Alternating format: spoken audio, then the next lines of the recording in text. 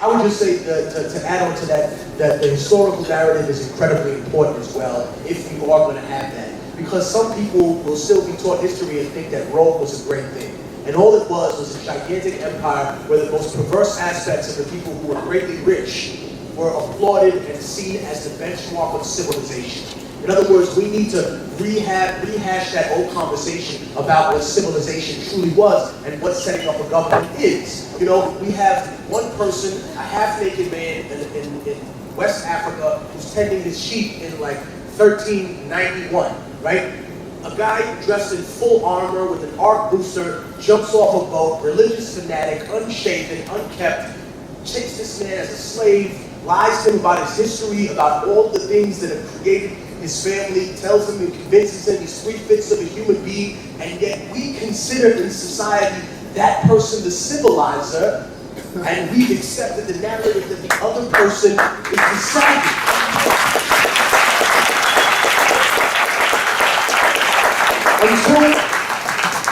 Listen, I have lots of Catholic family.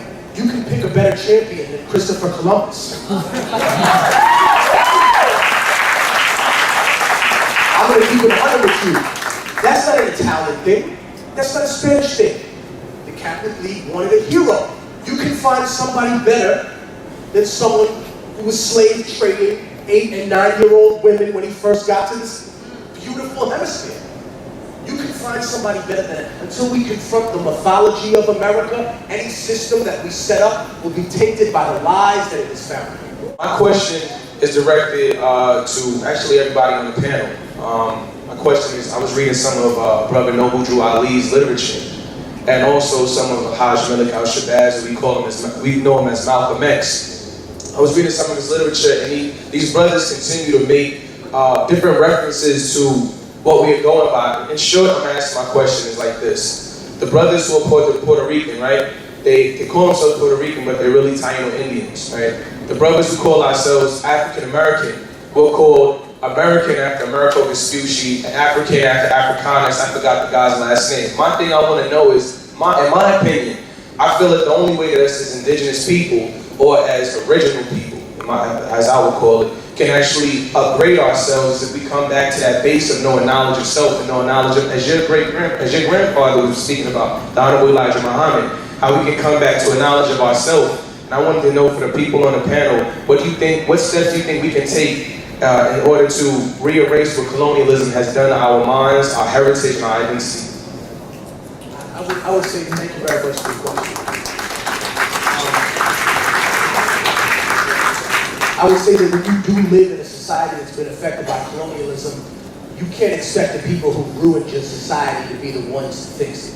And I think that when we deal with specific topics of race, I would say that the Latino community, and I say this como una persona que creció hablando español, que creció con...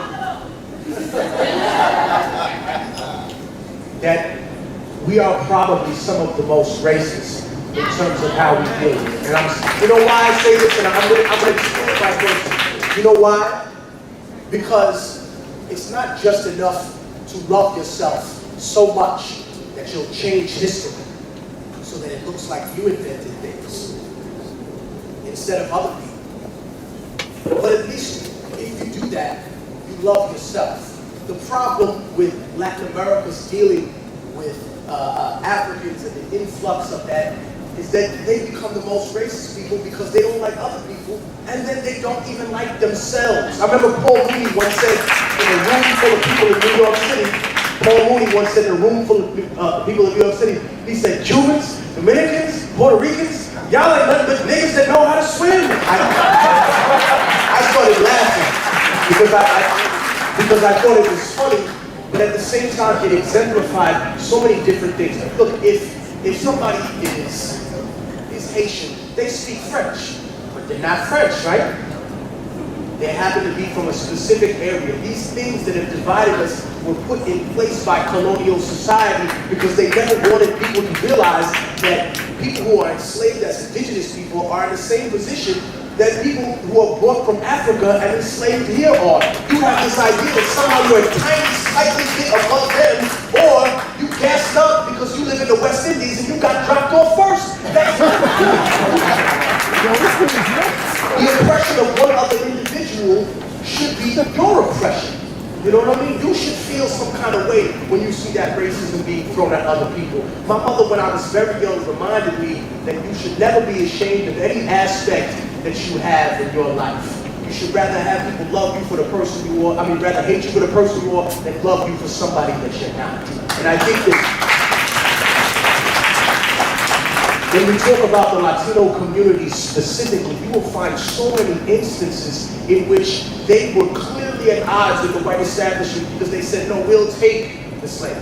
We'll take the people that were enslaved rather. As a matter of fact, they accepted help from people that were enslaved as well, because Simón Bolívar would not have succeeded if he was not backed by François Toussaint. And there would be no Latin American Revolution without the Haitian Revolution.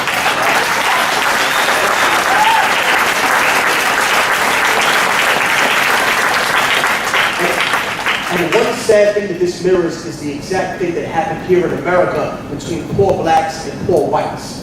They told poor sharecroppers who were working in the field all day while the white master was sitting back counting his money and being with his slaves. When they got home from work, they took off their shirts, these poor white people. And since they didn't tan too well, their back was white and their neck was, it meant you're a poor sharecropper, you're not good enough for my daughter. I would never marry I would never put my bloodline with you. You're still nothing to us. And yet they felt somehow superior to poor black people because of this social narrative. And this takes it back to history, and I'll just end with this, that unfortunately America didn't have the bravery that the Caliphate and that the Roman Empire did before them to say, no, you're a slave because you lost the war. That's it. You know, if you guys had rallied your Sarmatian Knights, then we wouldn't control this. You guys would run Romania and the rest of whatever's up above to do. The problem is that when America stole people, it didn't fit the narrative of what they wanted to set forth. So they had to come up with religious excuses and with these fundamentally flawed historical examples of why one race of human being was less than another, because they couldn't get it into their mind. It was a schizophrenic reaction. Oh my God, we the people, the land of the free, everybody's equal except y'all niggas. That doesn't work, and that's why, unfortunately, that was the problem, because when slavery then dissipated, you were left with the social and the religious lie.